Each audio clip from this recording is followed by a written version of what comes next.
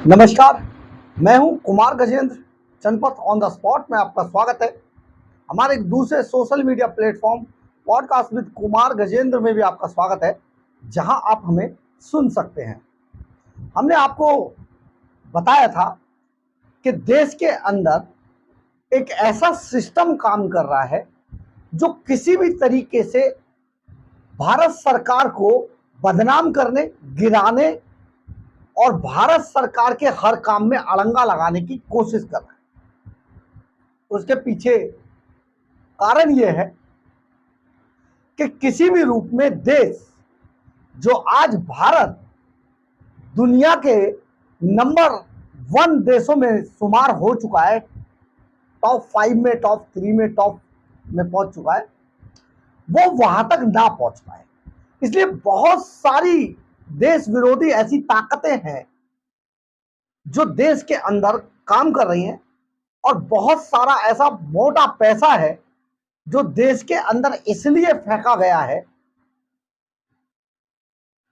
हम इसकी पुष्टि नहीं करते, लेकिन बात यह बिल्कुल सत्य है कि देश के आपको हम कुछ चीजें बताएंगे जो आपको लगेगा कि देश के अंदर किसी भी तरीके से जो हमारी सरकारें हैं, जो हमारी सरकार काम कर रही है, जिसकी वजह से देश तरक्की कर रहा है, उसको किसी तरीके से फेल कर दिया जाए। और उस सब के जो सिस्टम के मुखिया हैं, जो देश को बर्बाद करने पे तुले हैं, बदनाम करने पर तुले हैं, वो है राहुल गांधी। आप राहुल गांधी को, जैसा कि प्रधानमंत्री नरेंद्र मोदी ने भी अपने भाषण में कहा था कि राहुल गांधी को आप कमतर करके नहीं आंकिए, वो वैसे नहीं है जैसे आपको दिखाई दे रहे हैं। वो अंदर से एक बड़ी साजिश का एक चेहरा है देश के अंदर। हर बात पर इतना हल्ला मचाया जाता है। आपको इशारा मैं कर देता हूं पहले उसका।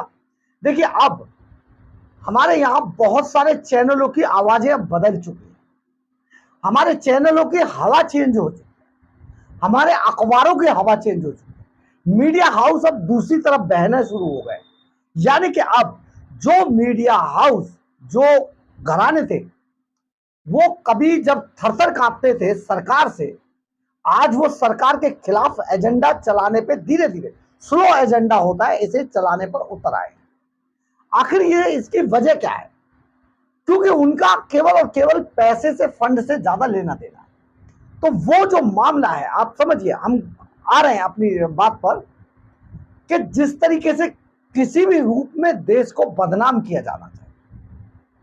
आप ये समझिए, देश के अंदर जो एक बहुत ही प्रोमिनेंट संस्था है एनडीए, और जो एक प्रोमिनेंट एग्जाम है नीट, जो मेडिकल, जो देश के अंदर डॉक्टर, मेडिकल जो पोजीशंस है उनको पैदा करने के लिए जो एक परीक्षा है, उसी पर इतना बड़ा आरोप लगाया गया और उसके खिलाफ इतना बड़ा एक देश के अंदर पूरा एजेंडा चलाया गया। और ऐसे लोग, ऐसे स्टूडेंट, बिल्कुल इससे कहने में हमें कोई हिचक नहीं है, ऐसे स्टूडेंट को इकट्ठा किया गया जो सचमुच किसी लायक नहीं थे और उन्हें पता था कि हम फेल होंगे या हम उस रैंकिंग में नहीं पहुंचेंगे। ये हर जगह पर होता है। उनको इकट्ठा करके देश के अंदर जिस तरीके से नीट के नाम पर एक एजेंडा चलाया जा रहा था, राहुल गांधी उसके अगवा थे और जो उनके पिछलग्गू नेता है वो धीरे धीरे करके उस पर बढ़ रहे थे आगे। आज वो एजेंडा सुप्रीम कोर्ट के अंदर धड़ाम से गिरा है। यानी कि देश के अंदर कोई तो ऐसा सिस्टम है, हम उसी सिस्टम की बात कर रहे हैं जो कश्मीर फाइल्स के अंदर कहा गया था, सरकार तो तुम्हारी है लेकिन सिस्टम हमारा है। हम उसी सिस्टम की बात कर रहे हैं। ये सिस्टम, आज जो देश का सिस्टम है, वो किन्हीं ऐसे शरारती हाथों में जा रहा है धीरे धीरे करके, जो किसी दूसरे कंट्रियों की कठपुतली बनकर देश के अंदर एक अश्लीलता वाला डांस कर रहे हैं। राहुल गांधी ने वही किया। बार बार ये एक्सपोज हो जा रहे हैं, लेकिन सत्ता के लोलुप होते हुए राहुल गांधी जिस तरीके की हरकतें कर रहे हैं, कहीं ना कहीं उनकी क्रेडिबिलिटी भी गिर रही है। आज सुप्रीम कोर्ट ने बिल्कुल साफ कर दिया और उन्होंने कहा कि इतने संख्या में जो पास हुए छात्र हैं उनको नेग्लेक्ट नहीं किया जा सकता थोड़े से छात्रों को लेकर। ये खबर हम आपको बाद में बताएंगे, लेकिन आप धर्मेंद्र प्रधान ने इस पूरे मामले के बाद एक प्रेस कॉन्फ्रेंस की है और बहुत ही जबरदस्त उन्होंने बोला है। आप कृपया करके एक बार उसको सुनिए कि धर्मेंद्र प्रधान क्या बोले। शिक्षा में जेंडर पैरिटी रहे, ये जब सामने में यह हमारी सब लक्ष्य है। हम कानपुर आईआईटी के द्वारा बनाई गई साथी को हमने भारत सरकार एक कोचिंग के सोकल कोचिंग इंस्टीट्यूट के ऑल्टरनेटिव के नाते रखा। इंटरैक्टिव प्लेटफॉर्म भी कानपुर आईआईटी ने वॉलंटरी जिम में बनाई है। हम पढ़ाई को जिस चीज़ की बार बार मैं खुद देख के आया हूँ, इसीलिए आपके सामने कहता था, आपने उसको सही रिकॉग्नाइज किया कि मेधा में कोई कमी नहीं है, उसको एक अपॉर्चुनिटी की आवश्यकता है, एक इकोसिस्टम की आवश्यकता है। भारत सरकार कमिटेड है, हम ज़्यादातर बच्चों को कोचिंग सेंटर से बाहर से सफलता मिले, इसलिए हमारी दायित्व भी बनती है, हम उसके लिए प्रयासरत रहेंगे। Sir, while the NTA reforms are underway, Tamil Nadu and Karnataka decide to scrap the NEET. Even Tamil Nadu passed a resolution and Karnataka is on the way.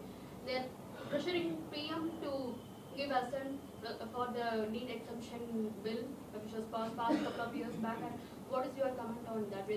I fail to understand why some people are constantly insisting contrary to Supreme Court's view.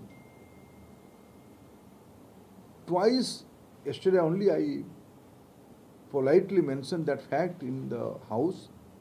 Twice Supreme Court has given its opinion there should be a all India test by agency, because lot of complaints were there in the old practice. Corruption, malpractice, whose interest has been hampered in the all India test. I am informing you, I am informing country through you friends. 2 years back, a girl student from Tamil Nadu, from the state board, was topper of the NEET examination. आपने सुना होगा धर्मेंद्र प्रधान ने अपनी press conference में, इससे पहले शुरू में वो बोले थे, लेकिन इसके बाद वो कुछ नहीं बोले थे और शायद उन्हें सुप्रीम कोर्ट के इसी फैसले का इंतजार था और इसीलिए वो अभी तक चुप थे। जब फैसला आया तो अभी बहुत सारे लोग, अगर ये फैसला पहले आया होता तो शायद इसको कहने लगते देखिए सरकार ने फैसला बदल दिया, लेकिन ऐसा नहीं।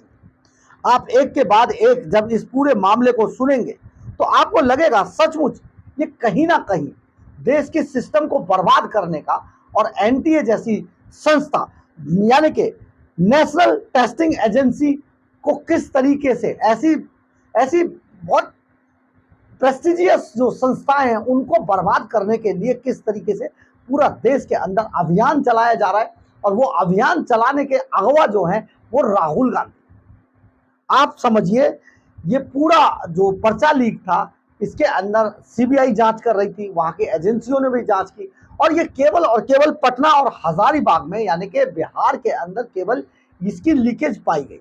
इसके अलावा कहीं पर कोई लीकेज नहीं पाई गई थी। एक क्वेश्चन को लेकर थोड़ी सी कंफ्यूजन थी, उसमें सुप्रीम कोर्ट ने बाकायदा अपना फैसला दिया है। अब हम आपको इसको सिलसिलेवार बता देना चाहते हैं, बहुत ही जरूरी ये मामला है, क्योंकि देखिए देश को बर्बाद करने के लिए किस तरीके से प्लानिंग चल रही है और हमारे देश के ही अपने नेता किस तरीके से दूसरे देशों की एजेंसियों के कठपुतली बने हुए हैं। सचमुच ये बड़ा दुर्भाग्यपूर्ण है। बताते हैं आपको, नीट के टॉपर समेत 4 लाख से ज्यादा छात्रों के घटेंगे मार्क्स और बदलेगी रैंक, एनटीए जारी करेगा रिवाइज रिजल्ट। सुप्रीम कोर्ट ने एनटीए को आदेश दिया है कि वो विवादित प्रश्न का एक ही उत्तर विकल्प 4 जो था मानते हुए उसको रिवाइज रिजल्ट जारी करें। इससे एआईआर बदलेगी और टॉपर्स की संख्या भी घट जाएगी। अब ये पूरा मामला क्या था देखिए, सुप्रीम कोर्ट ने विवादों से घिरी मेडिकल प्रवेश परीक्षा नीट यूजी को रद्द कर दिया, दोबारा करने से इनकार कर दिया। जो रद्द किए जाने की, जो यूजी को रद्द कर दोबारा कराने से इनकार कर दिया है। इस परीक्षा को जो मांग की जा रही थी साथ ही शीर्ष अदालत ने नेशनल टेस्टिंग एजेंसी एनटीए को आदेश दिया है कि वो क्वेश्चन पेपर के विवादित प्रश्न का एक ही उत्तर यानी कि विकल्प 4 मानते हुए रिवाइज रिजल्ट जारी करे। आईआईटी, ये ऐसे नहीं है, आईआईटी की रिपोर्ट के आधार पर सुप्रीम कोर्ट ने साफ कर दिया है, ये रिपोर्ट आईआईटी ने दी है। आईआईटी की रिपोर्ट के आधार पर सुप्रीम कोर्ट ने साफ कर दिया है कि फिजिक्स के विवादित प्रश्न का चौथा ऑप्शन ही सही माना जाएगा। अब इस पूरे रिजल्ट को जल्दी ही रिवाइज रिजल्ट जारी करना होगा, नीट को, एनटीए को ये रिजल्ट जल्दी जारी करना होगा। नीट के बाद अभ्यर्थियों ने विवादित प्रश्न का विकल्प 2 पुराने एनसीईआरटी संस्करण का उत्तर चुना था, जबकि 9,28,379 ने विकल्प 4 नए एनसीईआरटी संस्करण का उत्तर चुना था। एनटीए ने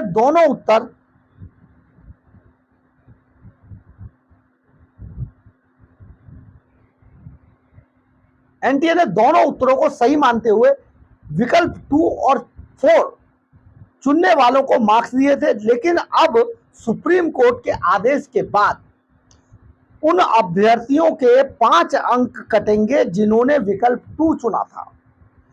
4 अंक प्रश्न के और 1 अंक नेगेटिव मार्किंग के नीट के 4,20,774 अभ्यर्थियों के 5 अंक कटेंगे। जाहिर है कि ऑल इंडिया रैंकिंग में बड़ा बदलाव होगा।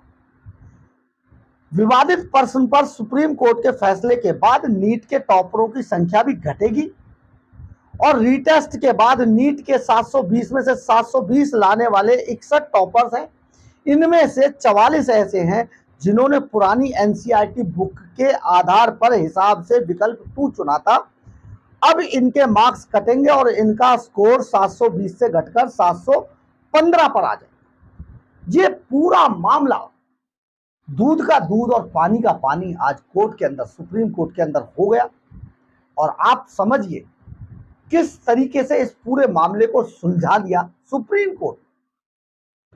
लेकिन इससे पहले करीब 2 महीने से जो बवाल काटा गया है देश के अंदर, हमारे जो संस्थान हैं, हमारी जो सम्मानित संस्थाएं हैं, उनको बदनाम करने के पीछे आखिर क्या कारण हो सकते हैं? आखिर कौन लोग, कितना पैसा विदेशों से आ चुका है देश के अंदर कि इस तरीके से हल्ला काटा जा रहा है। जो धर्मेंद्र प्रधान ने एनार्की शब्द का इस्तेमाल किया है, आप उसको भी जरा गौर से देखिएगा कि आखिर ये एनार्की शब्द का एक मंत्री क्यों इस्तेमाल कर रहे हैं। यानी कि उनके पास भी कुछ ऐसे इनपुट हैं कि देश के अंदर देश की संस्थाओं को बर्बाद किया जाए, उनको बदनाम किया जाए और सरकारों को बदनाम किया जाए। लोगों के जहन में यह बात डाली जाए कि किस तरीके से इस तरीके की जो सम्मानित परीक्षा और सम्मानित संस्थान है, उनकी छवि को धूमिल किया जाए और खास तौर पे एक खास वर्ग और युवा वर्ग को टारगेट किया जाए कि देखिए आपके भविष्य को किस तरीके से बर्बाद किया जा रहा है। ये एक बड़ी जहरीली राजनीति है।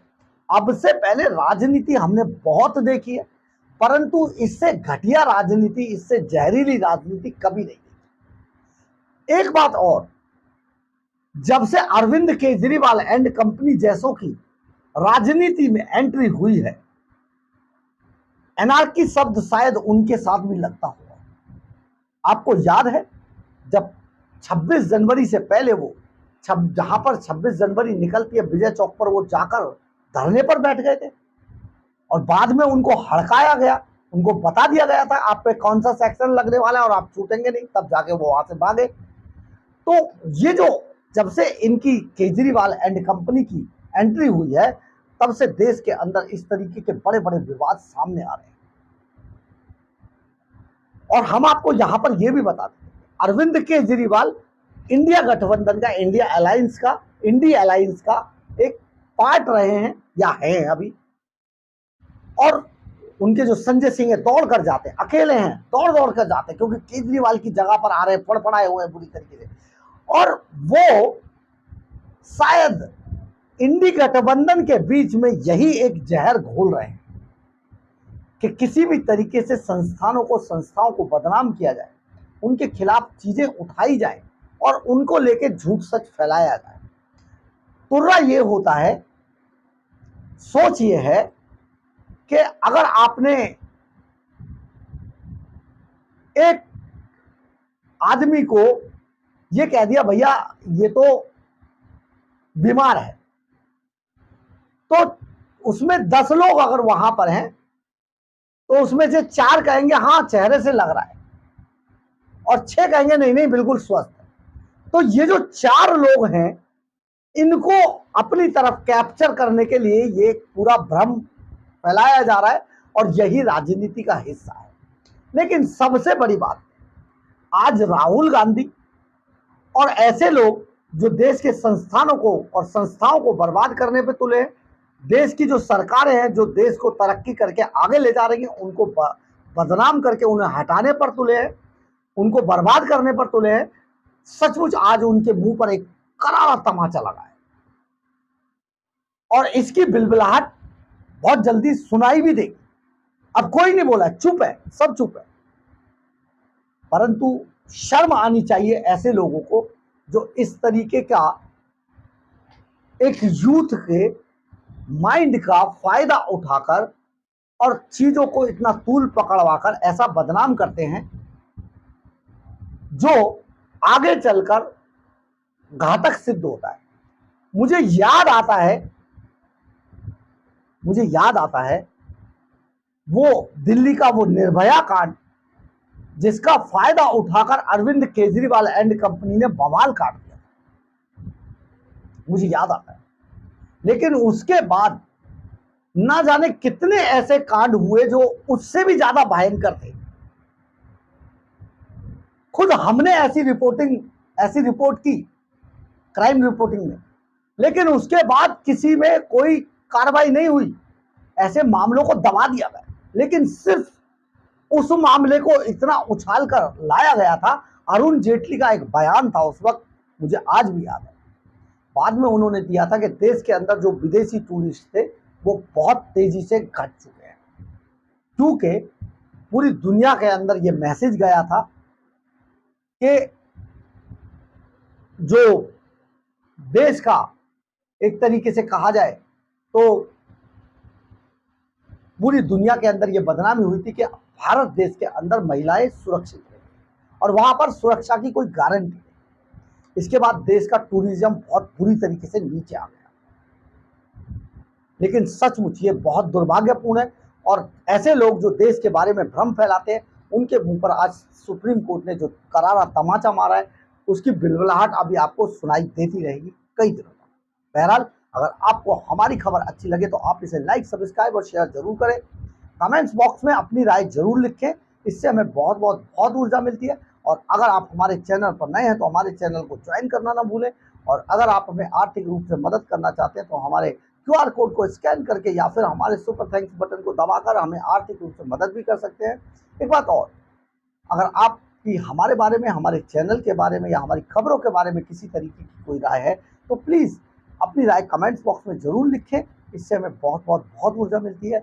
और कई बार हम आपकी राय को अपनी खबरों में आपके नाम के साथ शामिल करते हैं, कई बार आपकी राय से हम अपनी राय भी बनाते हैं। जय हिंद, जय भारत।